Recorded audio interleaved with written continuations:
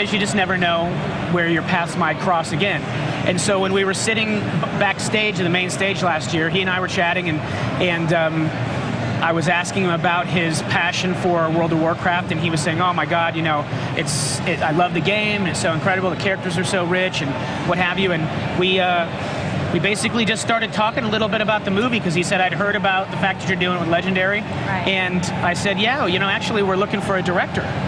And he said, really? He goes, you know, I heard that you're talking to, and he listed off a couple of directors that were pretty big names, and he goes, yeah, he goes, sounds like you're in good hands. I said, well, wait a second, that's correct that we're talking, right, but we haven't done anything yet. And I said, you know, I'd be interested to see whether you might be interested. We put together a list of our top directors that we were interested in working with, and you're in that top 5 group. Yeah. And he said, you're kidding me? And I said, no. And we just began that conversation, and he said, all right, well, let's get together and actually talk. And very soon thereafter, he said, you know, I want to do this. And we were ecstatic. So wow. it was really cool. And it all happened here last year behind the main stage. You never know. You never know what's happening. And you guys just announced it, I know, right before Comic-Con. Yep. Now, Sam is off to do Spider-Man 4, I know, is his next picture that he's directing. So it's going to be a couple of years until we get to see this movie, well, right? There's going to be a window of time where Sam isn't available, as you can imagine, because he's going to be focused on Spidey 4.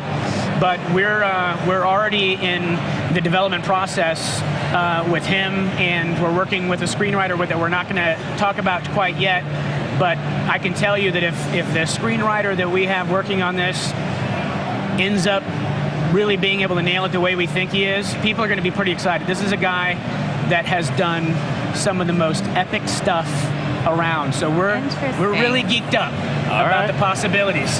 That's exciting. So hopefully we'll hear more about the screenwriter then. I mean, casting and all that, I mean, is it a point where you have to get the script done before you start thinking about who's going to be in the film? Yeah, I mean, our big goal is to have a screenplay put together, hopefully before Sam really gets deep into Spidey 4, and so that's something that we're working on extensively at this point. We've got some of our best creative talent internally on it, so like Chris Metzen and Rob Pardo are the two chief kind of creative visionaries that are within Blizzard that are working in collaboration with Sam and the screenwriter. So what I think is key about this is that you know that there's going to be a real Blizzard flavor to this. I mean, obviously, being that it's set in the Warcraft universe, but it's going to really have some attention from the key people that have helped create the universe and have created the lore and the characters and all the environments, together with the fact that our teams will also be influencing our guys to make sure the right mixes of all the right things are there.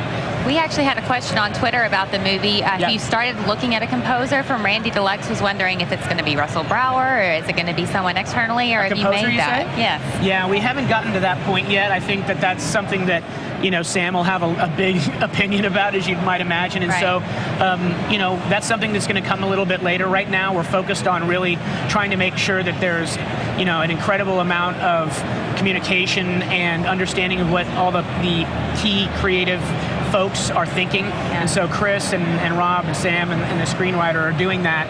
We want to make sure that's gelling really well. Then once we've got that figured out, we've got the screenplay in hand, then the other elements are going to start falling into place. So then you start thinking about casting, you start thinking about composers and who you're going to have doing all the other key elements of the building the picture. Well, let me ask you about visual effects, too, because you guys do such amazing cinematics at Blizzard. Is there interest amongst your guys to actually sort of, you know, support the movie with some visual effects? Well, I would certainly say that there's a lot of interest, right? I mean, when you look at the long conversation that this has been over the years, Chris Metzen and I spent probably a period of 3, 4, 5 years going up, meeting with studio heads, meeting with different screenwriters, producers, you know, financiers, all these different folks, trying to find the right people. And so basically we're going through all of that and trying to make sure that every piece is in the right spot. So are you going to wait until you have a screenwriter in place before you decide exactly what part of the story you're going to tell of the lore? Well, we have a vision of what we're hoping it to be. Right. We've gone through a lot of iterations of that, though, over the last number of years. And the good news is the screenwriter, Sam, and our guys, I think, have a pretty good idea of what they want the general framework to be. And so they're working on trying to fill in all the right spots and get it to really breathe. So, you know, we're in that process. It's a hard one, but I think with the people that we have involved, we're going to get it right. Excellent. All right, well, let's go now to Twitter, because we're having people submit questions on Twitter this year on BlizzCon. And you can Twitter me at Jeff Keighley, also Kat at Cat Hunter, and also at the DTV with questions. Now, I asked people on Twitter for questions for you. One comes from Jeremy Lamont, and he says, Paul, what's the ratio of resources at Blizzard devoted to new development versus maintenance of World of Warcraft? Is there much overhead? Well, we have multiple product development teams. So when you're talking about it purely from a development perspective, the World of Warcraft team has well over 100 people who are dedicated solely to working on the game, the expansions, the content updates, etc. There's a bunch of other people beyond that are supporting that game. So there's guys in the cinematics team that are doing some of the cutscenes or doing the the fully rendered out cinematics. We've got people that are in the sound department and in our quality assurance department. There's all these people that support that. So it's a major focus for the company. At the same time, we've got multiple other development teams. We've got the StarCraft 2 development team. We've got the Diablo 3 development team. We've got a couple of other development teams that are doing some stuff that we'll be talking about at a later time. And so there's only one unannounced game. Is there two now? Are there two unannounced games? There's BattleNet, right? That's true, right? I guess there's BattleNet and then there's the unannounced. So, but those folks are all very, very busy doing what they're doing. We had the opportunity to see a little bit of what we're working on with StarCraft 2 here at the show, and Diablo 3 with the new character class. So there's a lot going on. But getting back to your question, we have a huge group of people that are in service as well. So we've got over 3,500 employees. 25-ish, 100 or so are service folks, and then the rest is made up of developers and kind of headquarters staff of sorts. So the people that are doing all the marketing, the PR, and all that kind of stuff. So, but World of Warcraft, it's a major focus. I mean, there's no denying it. It's a big one, and it takes a lot of attention from around the company. There was a lot of news this year for Blizzard regarding China and about changing things about how you operate in that country with WoW. What's going on right now? Well, we were working with a company previously when we first launched World of Warcraft. That relationship with our contract came to an end in June, and we decided to move our World of Warcraft business over to another company called NetEase. NetEase is one of, if not the, local leader in China, and excellent company. We really gel with them because they're also a developer, so they have a lot of the same principles on how they run their business and how they want to interact with the customers, how they want to focus on the gamers to make sure that the gamers are always first and foremost in our company and their company's mind. So prior to us moving the World of Warcraft business over, we had decided to sign with them for StarCraft 2 and BattleNet. Well, as you probably heard about or you're going to hear about, we're going to be trying to bring forth all of our products onto BattleNet. And the same concept goes in China. If we had our products between two different companies, well, that would have our entire community separated. And so also by bringing World of Warcraft over to NetEase, where StarCraft and BattleNet will be, we're going to be able to bring all of the players in China together in one place on BattleNet for these two games as well as all the future Blizzard games and beyond. So we think it's the right move for us, and we feel like, the things that we've seen from NetEase so far are on a daily basis are proving that the decision is right. They're just a great company, great management, great folks that put the customer first, and that's what we really concentrate on at Blizzard every day is players, players, players. Now let me ask you about expanding the business. You've done a lot globally, obviously. I think one question we get a lot on Twitter from folks is, asking about the video game console space. Blizzard, totally dominates the PC space. You're one of the few companies that sort of is still on PC right now. You guys are dominant, obviously, and you're one of the few companies I think can be really successful in the PC space. But you guys have not done a lot in the console space. StarCraft Ghost was talked about for a long time. That's no longer in development. Are you guys actively thinking about the console space still? Or? We're actively thinking about console all the time. We have been forever. The question always comes down to, is the game we're making right for that platform? We focus on what the game is, first and foremost, what our developers want to play next, because they're all gamers, and as a result, what they want to make next. We really try to listen to the players out there. We see how they like the different types of games we make, and ultimately, that's really the focus as it relates to that. But then you say, okay, console, well, the big deal for us is let's come up with the game we want to make. If it's right for PC, it'll go there. If it's right for console, it'll go there. But are we going to force ourselves onto console because it's going to give us access to a broader audience. No, it's not. That's not the reason. That's not the reason. You know, people think, oh, well, you do it because you'll make more money there. Well, not necessarily. Right. We have a pretty captive audience on the PC, and console is much more crowded. It's also a more difficult business model, candidly, because you're having to cut in all of the console publishers. Right. And to be honest with you, from a business perspective, not necessarily the right answer, but bottom line, it's all about the player. Is this game right for it? And if we find that these games that we're developing are right for console, it'll go there. It's just got to be about the game. But with 4 games in development right now, do you think that your developers design with that in mind, or is that never going to come into play? I didn't... you have 4 games that are in development right now, so you could, if it's all about the game and whether the game is right, well, the designer could just say, well, I'm going to design the game for the console business. Well, we certainly could, but I think the game developers have a vision of what they want to play. Right. Some people are really pro-console, right? I mean, I play a lot of console games, maybe even sometimes, depending on what games are out, more than PC.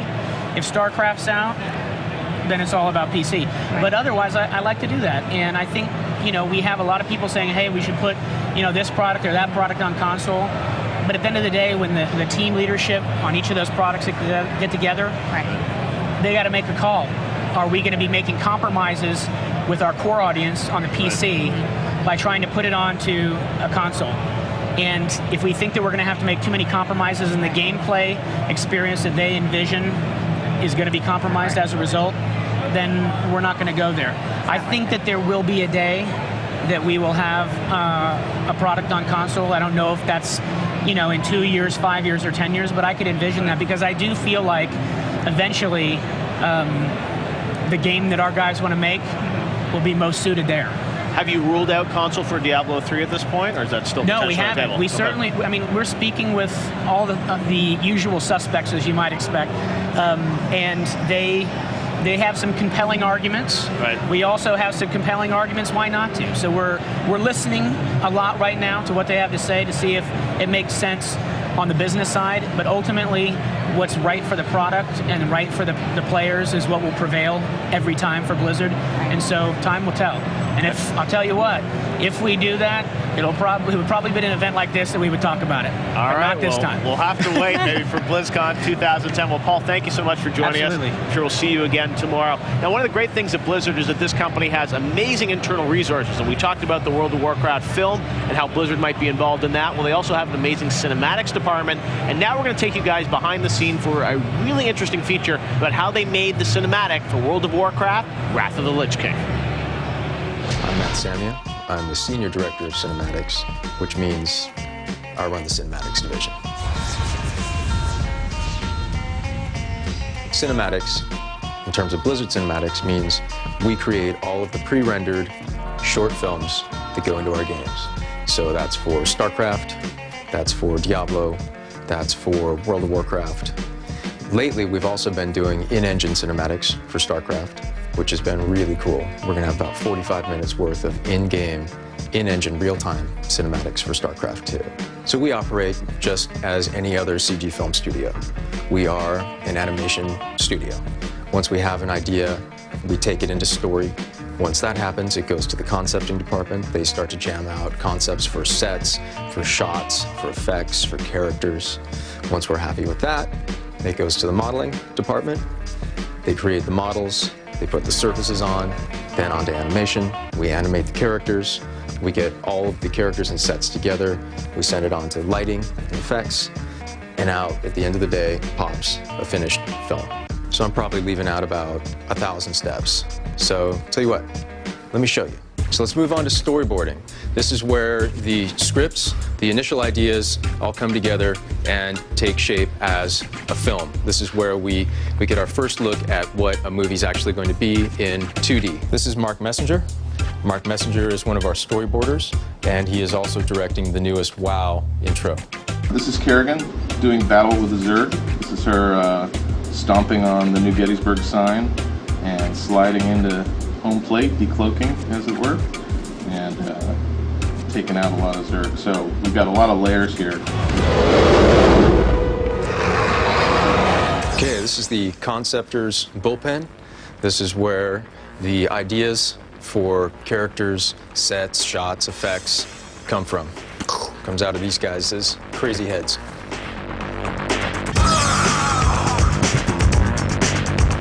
Let's head over to modeling, and we'll show you a bit about how concepts become characters. Basically, I've been creating this, just a generic male human.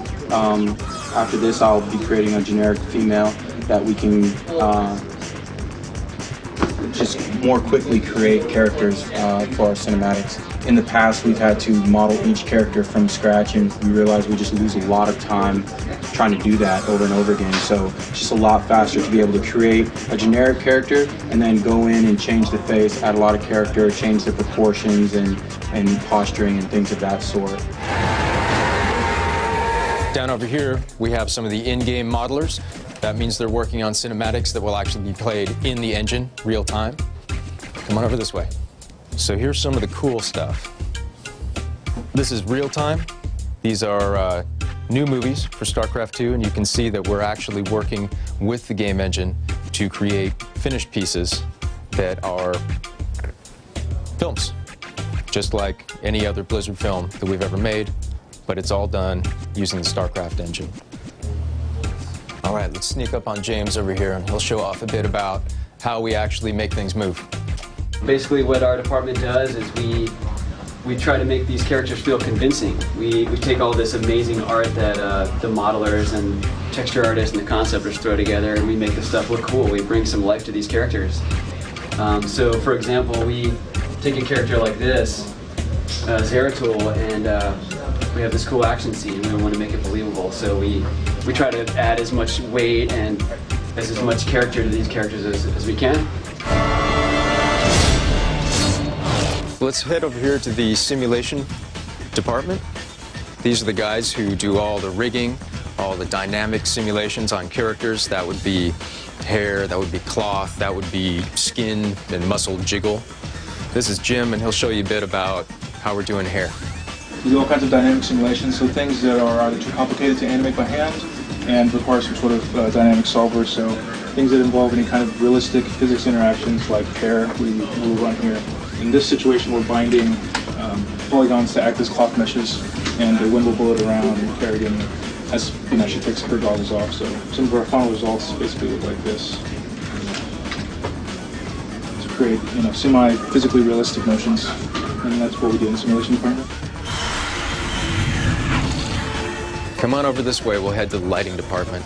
This is where we do lighting, compositing, and effects to basically take all the pieces, jam them together, and come up with the final product, final shots. A lot of what we do is to make it look as cool as possible. So what we're starting to do is comp in some atmosphere. So we create this light ray, bring it into 3D space, drop it in, use a depth pass, and we do that with all kind of atmosphere just to liven it up, make it look as cool as possible.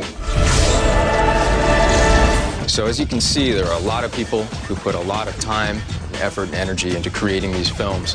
In fact, it usually takes a good year to produce, say, one of these, an intro for World of Warcraft. So, thanks for playing. We got to get back to work. We'll get back to you at Blizzcon. And that was a look at the Blizzard Cinematics department. Does some amazing work, and now they're doing it in-game for StarCraft 2 as well, which they mentioned in the piece. They're doing 45 minutes of in-game cinematics for StarCraft 2. It's absolutely crazy, and I mean, the amazing thing about the cinematics department at Blizzard is that when a lot of new characters are being developed or monsters are being developed, it actually starts in the cinematics department very often. So they have an incredible impact on what actually happens in the game. It's just not about the cutscenes. Interesting. Good to know. All right, well, we'll hear more from their cinematics department a little later on in the show, but right now we're going to Twitter because we're interacting with you guys, the viewers all around the world. And if you want to contact us, you can get us on Twitter. I'm at Jeff Keighley. We have at the DTV for DirecTV, and also at Cat Hunter. So send us your questions. And right now we're actually going to go to a question here on my Twitter page, and we're going to see the first question here comes from Julie Cater. It says, on how many games is Blizzard currently working right now? Well, we just talked to Paul Sands, and it sounds like it's going to be going to be 4 games, right? 4 plus BattleNet, which Right. they seem to consider a game. Yeah, so they've got World of Warcraft. We Right. heard about the Cataclysm expansion. Exactly. They've got StarCraft 2 in development. They've got Diablo 3, and then finally this mystery, massively multiplayer game. MMO, which it sounds like we're not going to hear anything more about this year at BlizzCon, which was a big question we all had, was where are we Right. going to get more details? But What we're is not. the speculation in the fan community about what that game might be, Kat? You know, a lot of people are wondering if it's a StarCraft MMO. Okay. I mean, if they're going to stick with their original IPs, but then you know, there's also been a lot of rumors that it's absolutely going to be a new IP. So, you know, who knows at this point? They've been pretty tight-lipped about it. And sometimes with Blizzard, they seem to announce these games, and you know, like Warcraft Adventures or StarCraft Ghosts, they'll announce a game and they won't even ship it if they don't think it's going to be good enough. So I'm sure they're being somewhat cautious now. Yeah, I think what's going to happen. I think after Ghost Weekend, they're going to make sure that until they know the game is right, they're not going to talk about it. Amazing. Well, as Paul mentioned also, you know, console is not ruled out for Diablo 3. But it'll be interesting to see if they might bring something like Diablo 3 to the Xbox or PlayStation, which I think is probably the game that is a most natural sort of extension to the console platform. It is. And you and I both had a chance to play Diablo 3 a little bit recently here at Blizzard offices. And definitely spending time with the game, you can tell that console would be a very natural adaptation for the way that the battle works. Maybe at BlizzCon 2010. All right, well, let's go back here to the Twitter and see what some other folks are saying about it. Now, there's a lot of talk here about the new Azeroth in the World of Warcraft expansion pack, and Brazil 201 says, with the new Azeroth, I take it the flight pass will be different. Example, no more South Shore for Alliance. Kat, what do you think about that? Right, there won't be. And actually, I had a tweet about that that I thought was very funny from Rebound. And he said, we lost the South Shore. No!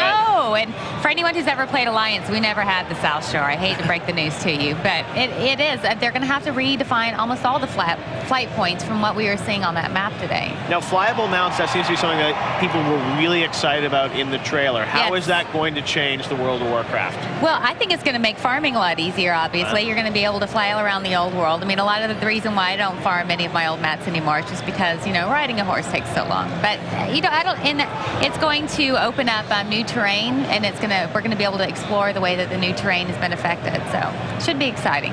Now, out of all the other things they talked about in the Cataclysm expansion pack, what are you most excited about? Well, if they are going, I love the fact, okay, if you look at World of Warcraft and you say that it is never going to be the same again, and this is a place that I've lived for the last 5 years, the fact that now all that is gone, it has a little of an emotional tint to it for me, and that's exciting. I no longer have the old game anymore. I have an entirely new world to live in. That is so exciting, it's hard to describe for me. All right, well, speaking of Blizzard, we're now going on to the Diablo 3 Heroes and Monsters panel in the main hall, so let's check that out right now, exclusively here on DirecTV. Enjoy it.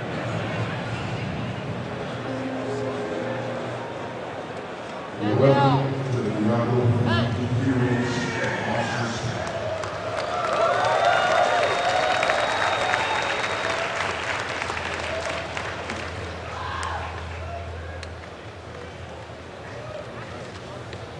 Can we have more smoke, please?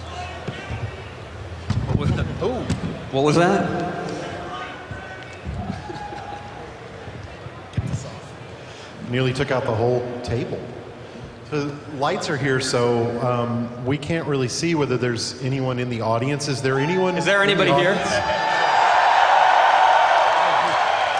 I guess that's a yes.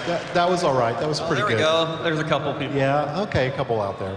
So we've got a massive PowerPoint today, so we're going to go pretty quick and get right into it. We're going to be talking today a lot about Diablo 3 Heroes, Monsters, and we're going to tell you a lot about our newest class, the Monk. So I'm going to see if I can work this thing. Your presenters today are Leonard Boyarsky, our lead world designer, also the lore dude, as he's known on the team. Wai Ching, who's our technical game designer. We call him the dude with skills because he works on a lot of player skills and monster skills. Julian Love, our lead technical artist. Anything that explodes in the game, at least partially his fault. And I'm Jay Wilson. I'm the game director of Diablo 3 and your mad overseer for the day. All right, so if you were at the opening today, you saw that we announced the Monk, and we're going to tell you a little bit about him. The first thing you might be wondering is, why did we choose Monk as our next class? So there's a lot of good reasons, you know, beyond just we threw a bunch of names in a hat. He was really inspired by pen and paper role-playing games. A lot of our characters and classes that we've been wanting to do really harken back to kind of the golden age of pen and paper role-playing games, and there were so many cool, kind of unusual classes that you don't typically see in a lot of action RPGs, so we really wanted to do and explore characters like that. So we really liked the idea of a character who was really fast, was melee-oriented, but it was also fragile. That's a really interesting contradiction that we thought would make for good gameplay. He's a good contrast from the Barbarian. We knew we wanted another melee class, and we really wanted somebody who felt like the polar opposite of the Barbarian. So we love fighting games on the Diablo 3 team. Do we have any fighting game fans out there? Yeah. So we absolutely love them. We have all kinds of tourneys on the team, and we really wanted a character that felt like a fighting game character. And our last reason was we really liked the idea of doing something different, something that wasn't necessarily an expected class. So the Monk's Kit. Kit is what we refer to as, this is what drives the character, this is what we refer to when we ask, what does this guy do?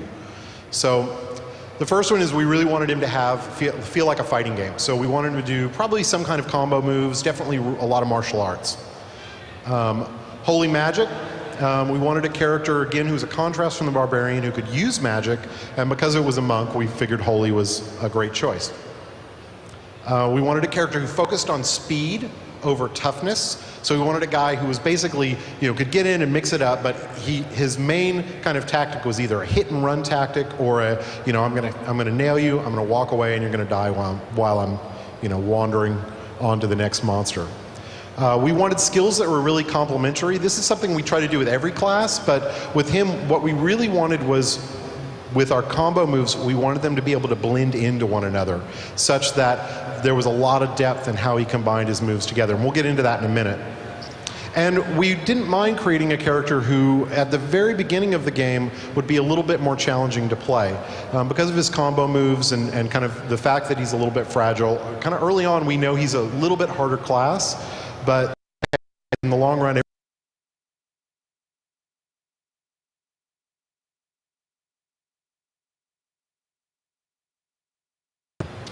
and once we've decided that we want to do a character like the monk, we decide what his background's going to be, what his story's going to be. What we decided with the monk is the kit. What we call the kit is what makes a monk or a character class definitively that class. The way he dresses, his skills, everything about him. So why did we choose this monk kit? Well, we wanted to do something that was different. We'd seen the Asian Kung Fu style monk before, so we wanted to do something that combined an Eastern Orthodox type, Eastern European kind of feel with the Asian archetype, not only from a look standpoint, but also with their philosophies, the kind of mixing of their religions. And also it was really fun to go into our artists and say, give me something that looks like a cross between an Asian monk and an Eastern Orthodox European monk from the 13th century, and watch them go crazy. These guys are the holy warriors of the game. They are from an area called Ivsgarad actually. That is in the foothills on the edge of the Sharvald Wilds, for those who care about such things. They are raised in secluded monasteries from early in childhood to be pure reflections of their deities by perfection of a myriad of fighting techniques. To prove their dedication, they are tattooed on their back with very intricate tattoos of their 1001 gods. This tattoo takes their entire life to complete. As you can imagine, their very structured theocracy or theocratic religion is very different from somebody like the witch doctor or the barbarian. So this makes a very different, interesting kind of contrast between the two characters. So there's something we can play with there within the story, within the game, quests and stuff like that. As far as their society, they report to what is known as the patriarchs, who are the philosopher kings or the priest kings of their society. Like I said, they are the holy warriors. They do what some might consider the dirty work of the church, but they don't see it that way. They view everything they do as sanctified. they spend their time when they're not fighting or practicing fighting in intense meditation to cleanse themselves of all sins. The world, they're known throughout the world, and their citizens in the rest of the world fear them and respect them in equal amounts because they're killing machines, but at the same time they are very holy men. So Jay told you that one of our goals was to make a character that had a fighting game feel, someone that emphasized speed over toughness. So one of the questions we had was, how do those aesthetic goals translate into actual skills? One of the things we knew we wanted to do was have a combo system. Other combo systems, it's definitely something that is familiar and reminiscent of some fighting games. Combo systems have also been seen in both Diablo 2 and World of Warcraft. So one of the goals for us is to say, okay, well, if we're going to do a combo system, how do we create a combo system that fits really well for a game like Diablo 3? If you take a look at the assassin from Diablo 2, her combo system, what we really liked is it emphasized two mouse button play. You know, you put one skill on the left, one skill on the right, it's great. Unfortunately, one of the things we found is a lot of times you'd build up a bunch of combo energy or combo orbs, and then there'd be nothing around to kill. So it felt very anticlimactic in that respect. Or sometimes it'd be hard to manage exactly how the combo came out, or people weren't mixing and matching. In the World of Warcraft Rogue example, we liked that players combine different skills a lot to kind of sequence their combos in a lot of different ways, and we really like that part. But it also, two issues was sometimes players in World of Warcraft have a lot more skills than fit on just a left and right mouse button plus a hotbar. And more importantly, it's hard in a game where everything dies in one hit. So the first skill that we have to aesthetic goal of feels like a brawler. Seeing the player is actually hitting the same mouse button 3 times in a row. It's Way of the 100 Fists, but every time you use the skill, a different move comes out. So the first time's a dash, and then you click the same skill again, multiple strikes come out hitting enemies, and then you click the same skill again, and it's an AoE. And so you can kind of see how this is a new thing for the Diablo license to have a combo system that feels a little bit more like a console brawler. The next skill I want to show you today is called Crippling Wave. This came from the aesthetic goal of, speed over toughness. And so we didn't want to make the monk just harder, more health or more armor, but we knew that they needed to have some defenses. So instead we focused on debuffing the enemies. So here we have an attack that slows your enemies on the first hit, applies a damage debuff on them on the second hit, and then refreshes the duration on both on the third hit, as well as doing a little extra damage. And so here you can really kind of see how our aesthetic goals are translating into gameplay. The third skill we have comes from the fantasy that came around when we went around the team and said, what kind of a skill would you love to see on a monk?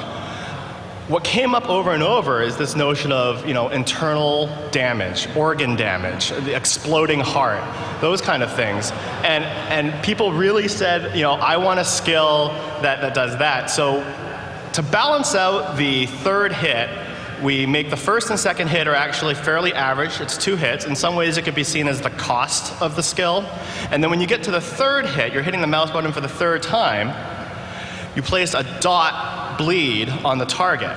And if the target dies while that bleed is on them, they explode, dealing damage proportional to their maximum health to everybody near them. It's pretty cool. But now let's talk about the combo system. To combine these together, we decided that players would be able to use skills from any of the 3 stages and mix and match them. So that's how we can hopefully have room for both beginners to the game and veterans, where a beginner might just want to spam one skill over and over, and that's fine. Veterans can combine moves. Maybe they open up with the dash component of Way of 100 Fists, and then they click Crippling Wave. Well, you're already on stage 2, so you're going to get the attack debuff. And then on stage 3, you move to Exploding Palm, you're going to place the dot on them.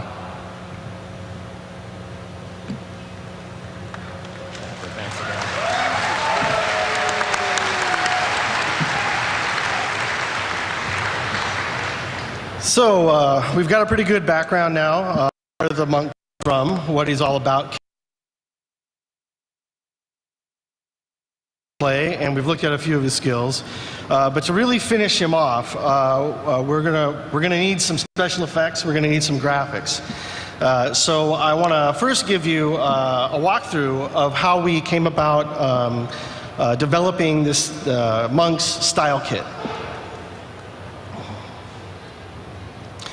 So the first thing is we wanted to get that feeling of martial arts action onto the screen. And so that means we, as effects artists, need to work really closely with the animators. They're the people that make things move. They're the guys that are really in tune with this stuff. So they're supplying us with a lot of animated actions that we take and then just sort of punch up. So the next ingredient in our kit is going to be, we wanted to get that holy vibe across. And the best way we felt that we could get that going would be to concentrate on the color palette for all of his skills, aiming solidly for things that are really golden and silvery, and that would evoke a holy vibe. So the last thing is we really wanted to get across this idea that monks are kind of smart. They're learned. They spent a lot of time in monasteries before they're sort of gonna walk the earth, and the best way we could think to kind of get that vibe across was to give them some runes and sprinkle that throughout what they do. We feel that the monk would have an appreciation for art and form, and this would really exemplify that. So now what I'd like to do is show you how we take those basic ingredients and use them to build one of the monk's signature skills that we call seven-sided strike. Now, this skill idea has actually been around on the team for a very, very long time, before there was a monk. It was really a skill waiting for the right hero to come along and take it. But the general idea for how this skill works is that it's a lot like chain lightning from Diablo 2, with one difference, and that is you are the lightning. So what we want to do is go back to that original skill and kind of gather up the essence and move forward from there. So the way we did that is we started with just some nice stances and poses that we could get from the animators, and we just get some basic action on screen that we can iterate with. And then the next thing is, we talked about that holy color palette. We're going to mix that in and punch up the way he looks and make him really bright and flashy. There was a time when we thought that this skill would be done in a shadowy kind of look, but when we really, that wasn't going to really support the idea of holiness. So we switched to this brighter, louder kind of take. So the next thing is, we had that stuff working, but the impacts really lacked something. You'd see the guy running into monsters, and he didn't really feel like much was going on. So we add some explosions, impact. Explosions make everything better. So the next thing is, we were like, well, we've got most of what we want, but we talked about that 2D fighter feel. We thought, well, how can art kind of get that across on screen? It's not just about the design of it, but so we thought, well, what if we get something that's kind of almost 2D and stick it in there and sort of marry that up with the impacts to really spell that out. And the last little thing that we threw in was the rune. So the point of the rune is to sort of pull it all together, get a little taste of that other vibe we were shooting for, but also to sort of frame an area on which the action takes place.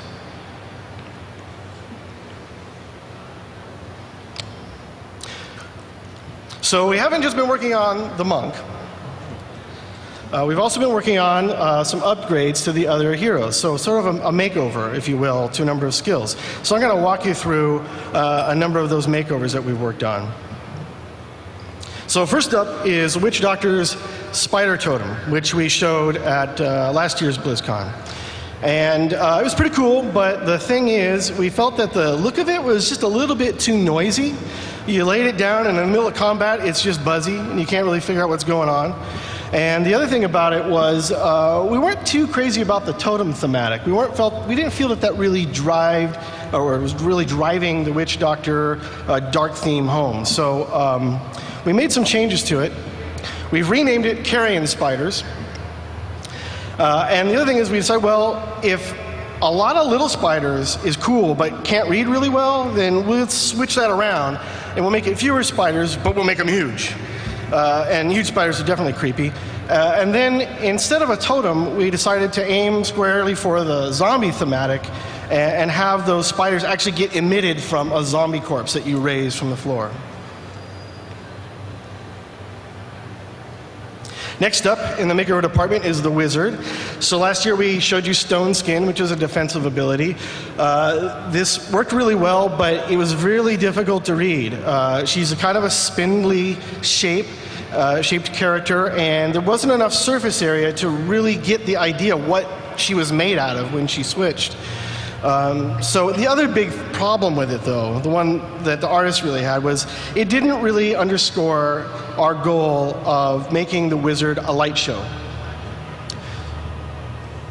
So here we have the new Stone Skin look. And we aim for a bright crystalline kind of feel, something that would glow and light up, and something that you just couldn't possibly miss. So it's got a much easier read, and now that we've seen it like this and we like it, we're thinking it's probably going to need a new name, which we haven't thought of yet. So onto the Barbarian. Done a lot of upgrades to Whirlwind along the way. Yeah, that's a good screensaver. So we showed you Whirlwind originally at WWI in Paris when we announced, and this is what it looked like. And we thought we were pretty happy with it at that time. We thought, okay, that looks like a whirlwind. It's cool, you know. But then what happened along the way this year was we started working on a new monster called the Dune Dervish, which is a desert monster. And he also has a different kind of whirlwind attack, but a whirlwind attack nonetheless. And it looks like this. And the problem that we had with this was when we unleashed this onto the team, the comment that was made was, how come the Dune Dervish whirlwind is better than the Barbarian?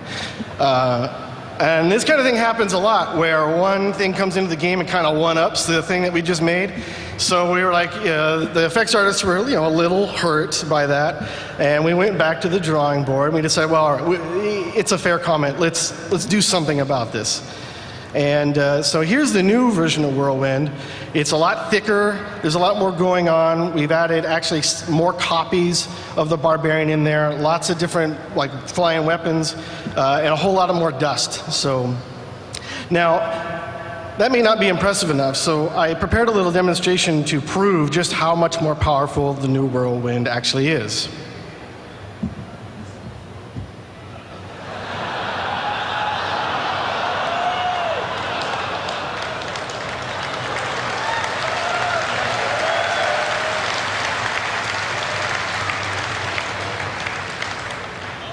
So, yes, you can decimate farm animals with it.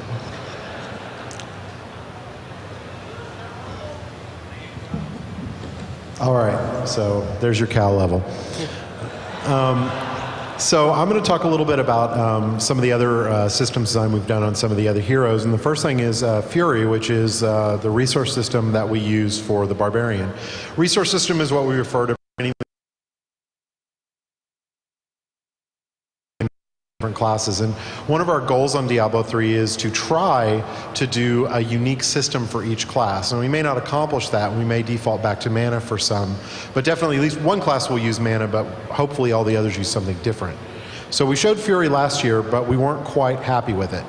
So the idea was, with the Barbarian, we really wanted him to feel like he was building up, like he was getting angry and going berserk. I'm a big fan of the Hulk, so I wanted him to Hulk out. So the first thing we tried was very similar to Rage in World of Warcraft on the Warrior, where any kind of damage he did would just build up this resource that he'd use to spend on his skills. And the problem was we didn't initially like this because it felt like we were always waiting around. Like we wanted to spam our skills. We wanted to, throw out leap attacks and seismic slams like crazy. We didn't want to kind of have to 10 times to finally be able to do something. Damage increasing system, and the concept here kind of shows that idea when we really kind of filled it out. that the more fury you had, the more damage you did, but it didn't actually affect your skills at all. And it was all right. It was it's always cool to do more damage, but it didn't change the way the barbarian played in any way. And that's really important. That the whole point of these systems is to make the classes play a little differently so that they're interesting. So when you re-roll a different class, it's not the exact same mechanics. So what we finally decided to do was go back to the idea of a resource system, but tune it for Diablo. We'd really been taking the wrong approach. We've been tuning it more like World of Warcraft, and of gameplay is way faster. And so this video hopefully will start up in a moment. And maybe not. So if this video was going, which would be totally awesome, it's filled with crazy explosions, the greatest video ever made, really, I promise you. You'd be seeing like the barbarian can essentially just recycle his fury so fast that while he's hitting dudes with leap attacks or seismic slams and stuff like that, if he hits a lot of targets, he generates a lot of fury, and he can just instantly do another skill again. But if he wastes like a really big AoE skill on one dude, then he wastes a lot of his fury, and then he has to kind of start over a little bit. It's a really fast-paced system. It doesn't kind of get in the way of his fun and hold him back, but it does make him think about what he's going to hit and what skill he's going to use on what type of monsters. And that makes it a lot more fun to play him. So the next thing we're going to talk a little bit about is runes. We showed runes last year, and for those of you who maybe didn't see or read an article about it, the idea for runes was that they're these items you find in the world, you socket them in your skills and change what your skill does. So you could say take something like lightning and turn it into chain lightning, or set it up so that when you kill guys with it, they explode in giant lightning, crazy light show. That's awesome. So if any of you've played the demo, you've probably noticed there's no runes in it. So the question is, where are they? So what we wanted to say was, we wanted to talk about them a little bit, tell you runes aren't going anywhere.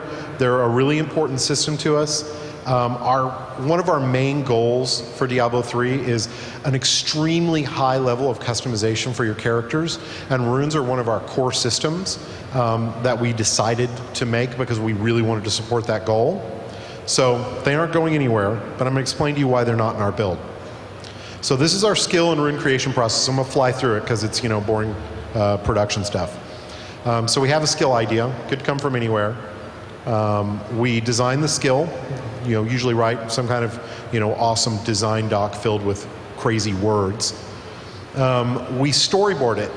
We don't do this for every skill, but signature skills will create some imagery that supports it and says this is what the skill's supposed to look like. Then we program it. Then design tests the kind of early programmed version, which doesn't have final art, decides, is this cool? We do a lot of tuning and testing and changes and things like that. Then we add effects. Then we design runes, once we've actually gotten the skill through this whole process. After we design the runes, we program them, then we do the effects for them. If any of these kind of first 6 items on here change at all, and those of you who know Blizzard games, then all of our rune work is gone. So what when we're developing skills, what we try to do is save all the rune work for last. We've blocked off a ginormous amount of time for it, so we're definitely going to be doing them. And there's actually a lot of runes in the game right now, but they're so hit or miss within the characters, it's kind of disorienting. Why does this skill have a rune and this one doesn't? So we just decided to disable them as a whole until people could play the system in its entirety. So now we're going to talk a little bit about some of the monsters that we developed last year.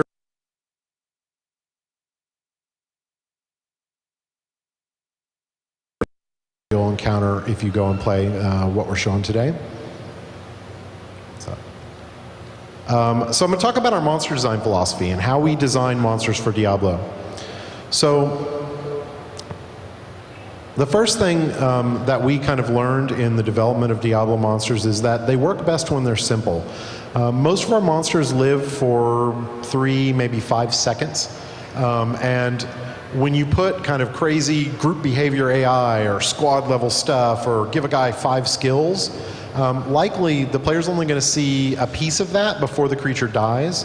and it actually just makes the creature look kind of confused and weird. It doesn't really work. So the monsters actually tend to work best when we make them kind of straightforward and simple, give them one job and have them do that job well. So the question is, how do we create combat that's got a lot of depth out of just these very simple monsters? And the answer is complexity and depth comes from combining different monster types together. And this is really the philosophy that all the Diablo games have followed, and that we've just kind of taken up and inherited from our previous titles. So one of the key things here is this means we put a lot of different monsters on screen. We put 3, 4, 5 different monster types on screen at once. And sometimes knowing which monster is which and which one you want to kill first is really critical gameplay. We call it target identification. It's absolutely essential. So identifying monsters quickly is very important. And then we have this idea that you should always be introducing new monsters. Diablo monsters work best when they're simple. That means that if you fight the same monster over and over again for a couple hours, he can get a little dull. So something new that is in the player.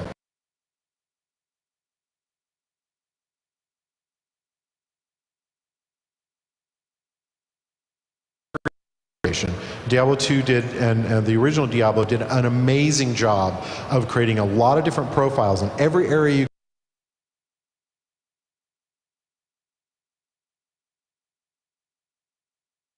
examples of some creatures in Diablo 3 that appear in the same area, and how we use the same ideas of shape, profile, and color so that you can easily identify them from one another. All right. So I'm going to go really quickly through some of our archetypes, because the next thing we do is we go for every area, we say, well, we need 4 or 5 monsters for this area, and we have probably about 100 monsters planned for the game as a whole. Don't quote me on that, but it's a rough number.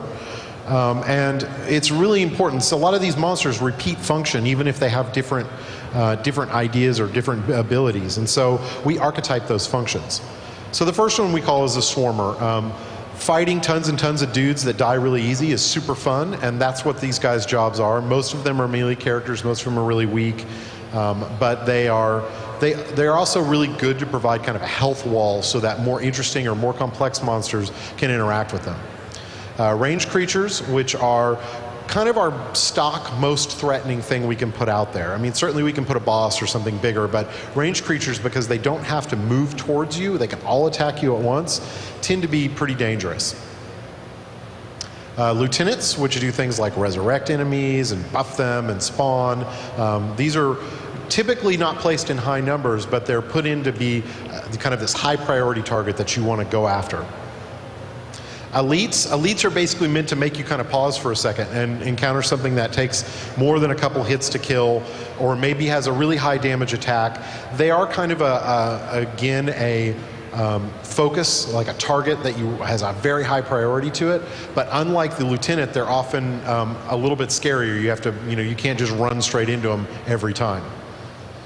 So an AoE character, or what we sometimes call area of denial characters, because a lot of their job is to change the play space. I'm going to set the ground on fire underneath you, and now you don't want to stand there anymore. So when the player has to kind of react like that, it's interesting gameplay. So weakeners are kind of like lieutenants in that they're high priority, but they also have the side effect of making swarmers and ranged guys even more threatening. So, and then we have a bunch of one-offs that are just kind of cool ideas we have.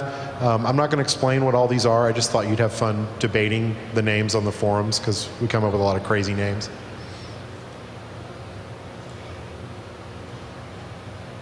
So, spreadsheet, yeah, because we really wanted this.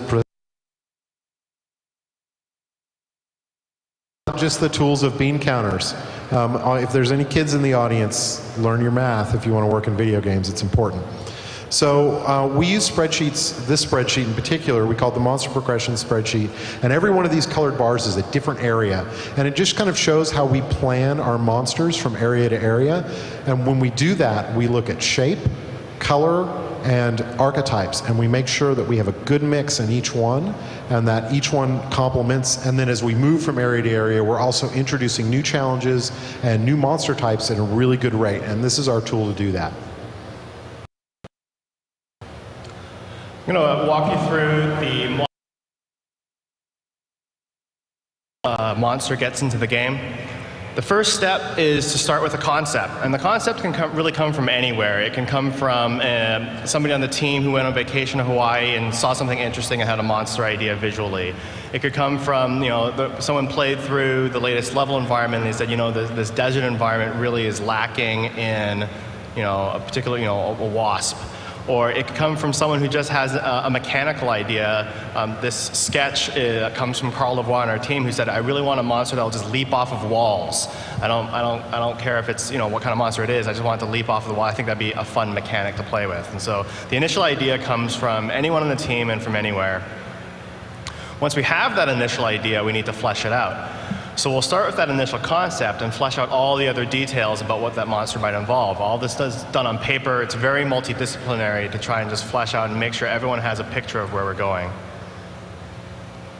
After we have that, we're going to do a very rough art pass on it. We don't want to spend too much time on the animations because maybe the abilities might change. We don't want to spend too much time on the look because we haven't seen it in the game yet. So this is just enough to get a prototype into the game as quickly as possible. The next step is to actually hook it up and give it some of its basic abilities. Again, this is a rough pass. The goal is to prototype the monster. Jay mentioned the archetypes. You've got your spawners and your swarmers and your range, and we're just trying to just get the rough brush strokes in to try and figure out whether or not this monster is going to be fun. We drop them into the level, and this is our first time that we actually get to see how the monster looks in the game. This is a very important step. This is where we might actually do a little bit of back and forth. This is a chance where we've had a chance to see how does the monster look, behave, and interact. How does it look against the environment? How does it behave with the creatures and with the player? And how does it interact with the groups that it's been spawned?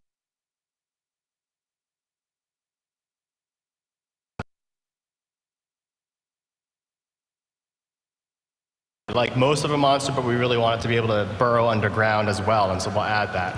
Or maybe we want the rare version to be the ever so loved lightning enchanted variety, and so this is where we flesh out the details. And then finally, when we're happy with that, is the monster creation process is the final art. So now the animators can polish up the animation now that they know exactly how fast it's going to move, or the artist can make the texture variants for the various difficulty levels for other of the monster.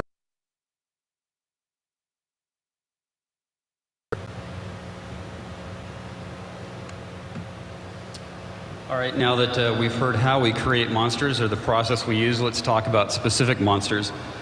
The sand wasp is a creature. It's not demonic. We wanted to showcase it because it's interesting in that it kind of shows that the world of Sanctuary or the world of Diablo is a very dangerous place on its own. It doesn't need demons to kill you. It plays a support role. This is a swarming creature, like Jay and Wyatt were talking about. This is a creature that is not very tough on its own.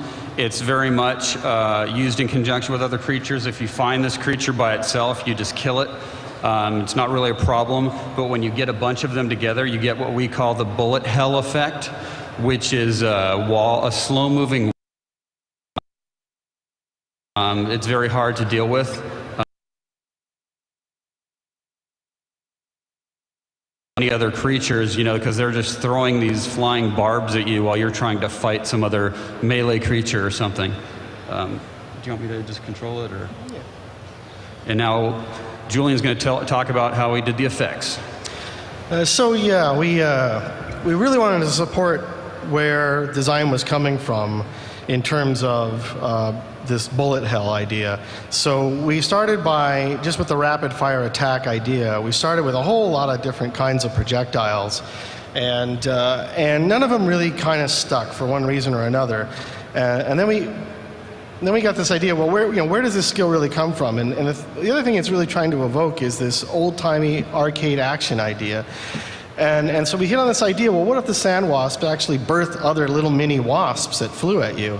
That would be really cool, and it would really support where we're coming from. And of course, we got that into the game, and the team didn't quite understand where we were coming from. So I was like, well, how can we communicate, even to the rest of the team, exactly what we're trying to get across and why this is such a cool thing.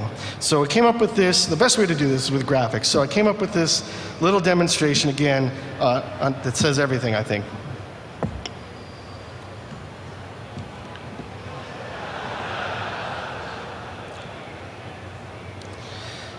So here's your player, and you can get used to the controls first. You just need something to attack.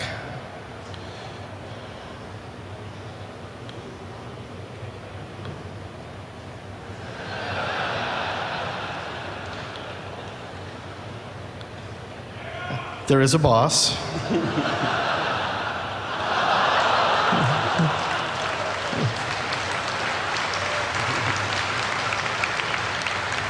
And the boss is brutally hard. All right, next we went to the Fallen family because you can't have Diablo without the Fallen. These are the classic Diablo demons. A little bit of background on them. They used to be these exalted demons that were Azmodan's right hand. Before the Dark Exile, which is when Mephisto, Baal, and Diablo were exiled to Sanctuary, they tried, Azmodan and Belial tried once before to do this, and the Fallen were the instrument.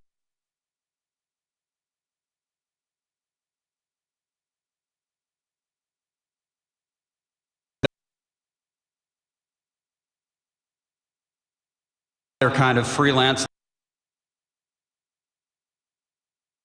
demons who work for everybody. One of the things that we really loved about them, and this is, once again, we're reinforcing that idea of the different creatures working together, is their family relationships.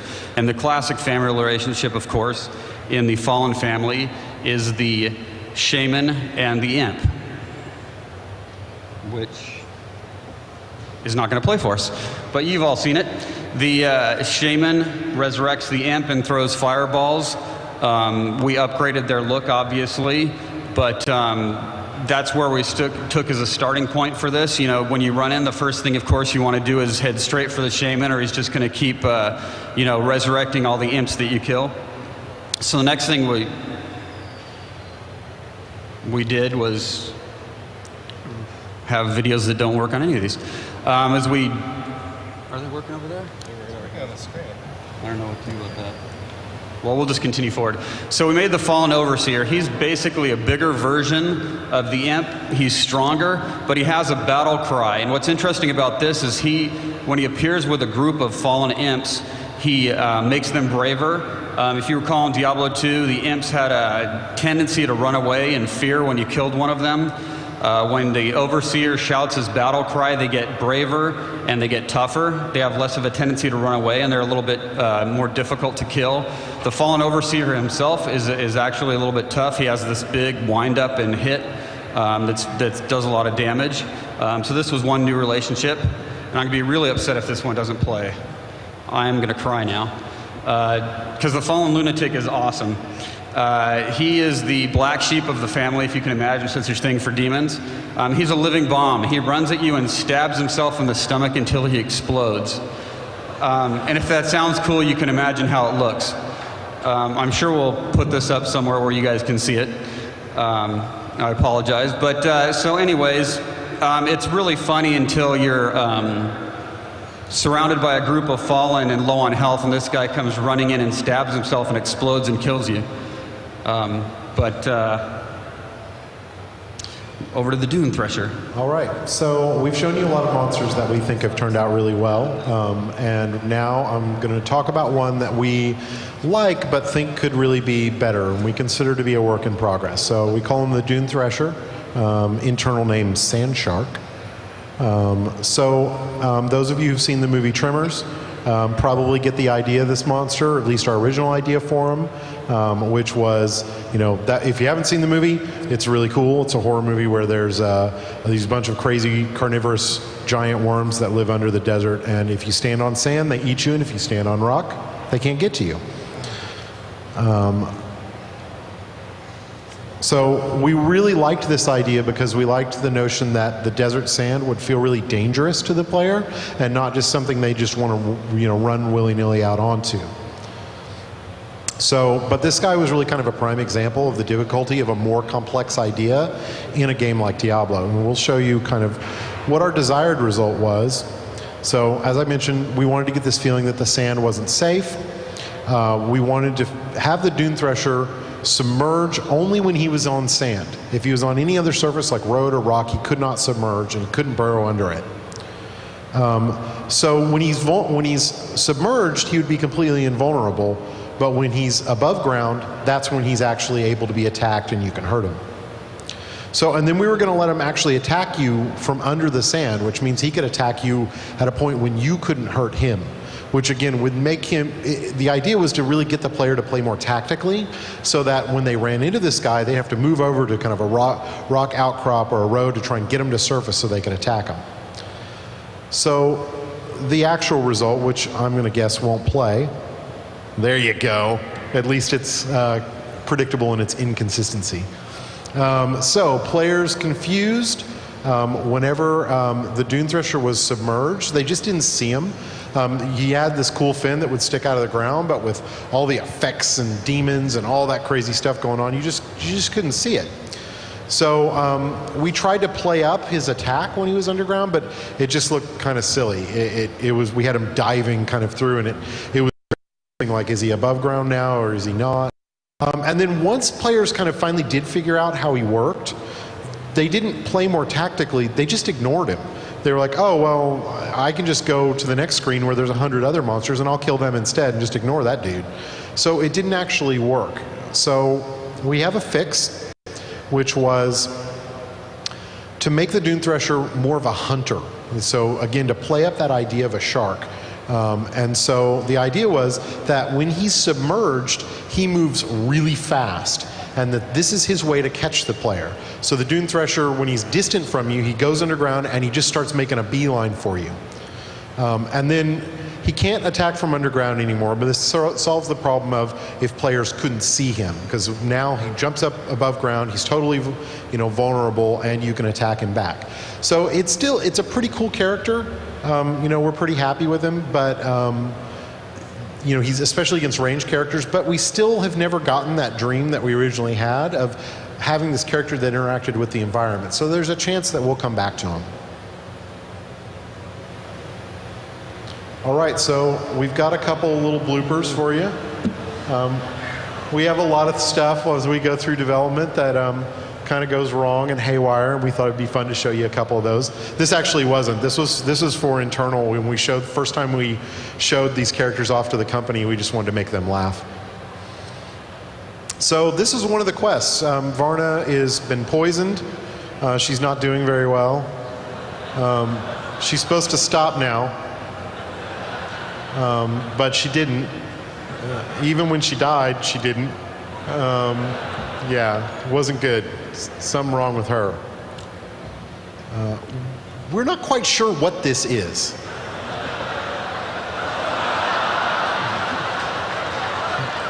But we do recommend you stay away from it.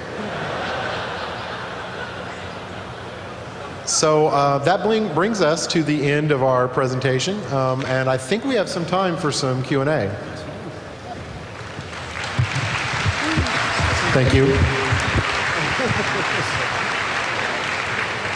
All right. We don't have a lot of time for questions, so I just want to remind everybody that we have an hour-long Diablo 3 Q&A tomorrow at 11:30. But we have some time for questions. The first question. I'm really excited about, there's an echo. Is this going to come out before CLISM? We don't discuss release dates ever. When it's Does it feel like it's going to come out? We don't discuss release dates ever. When it's done. Next question. Hi, I'm an avid player of Diablo 2, and one of my favorite classes was the Amazon. I'm just wondering if there was any chance that you guys be looking back at like the Amazon class or like the Rogue from Diablo 1. Well, we certainly look at all kind of the previous classes when considering the next ones, but we're going to have to keep next year.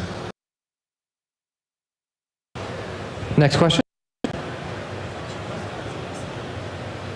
Hi, I was just wondering, you didn't really go over crafted items too well last year, and this year you didn't really discuss it in this specific one, and I was kind of really anxious. Do you have any plans to like extend the Horadric Cube crafting system?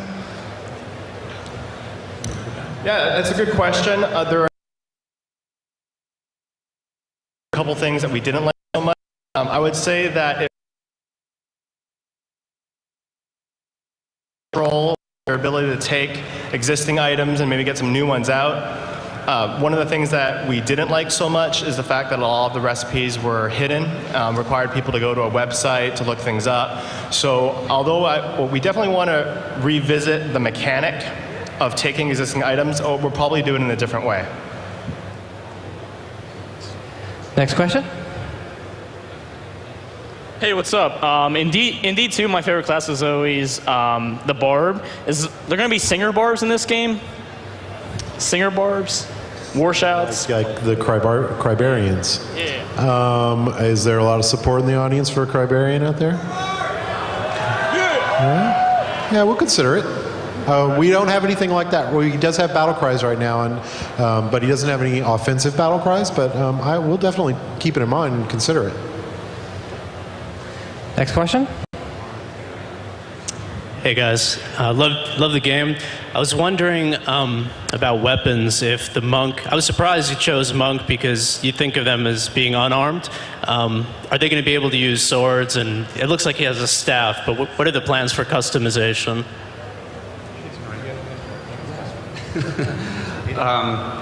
Yeah, when we first designed the monk, actually, we started with no weapons for exactly that reason. We're like, okay, let's look at this as a totally different kind of class. Let's see what we can do with no weapons.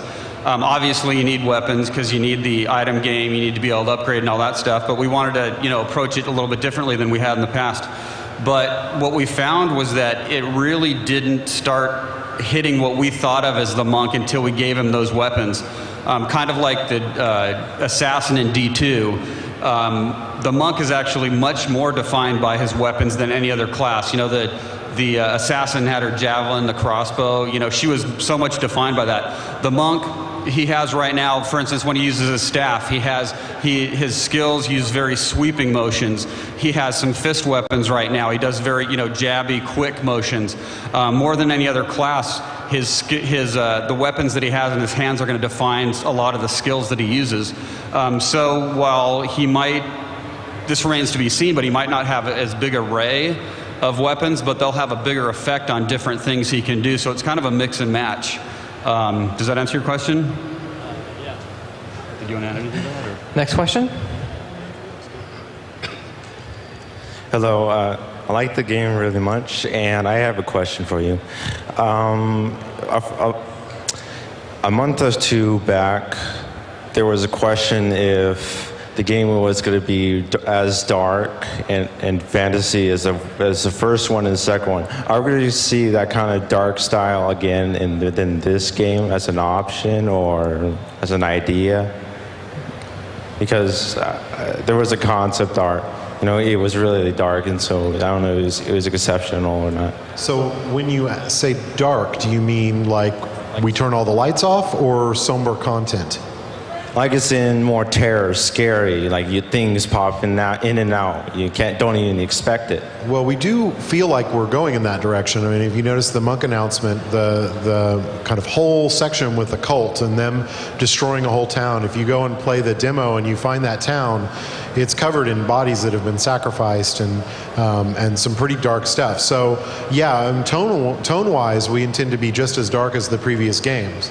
In terms of the art style, we are looking for something more vibrant, but something that also still feels like a mature game. Does that answer your question? Yes, it is. Okay. All right, we only have time for a couple more questions. Hi, I got a question about the monk combo system. Can you cancel a combo like midway, like you just keep on dashing and not do any other skill?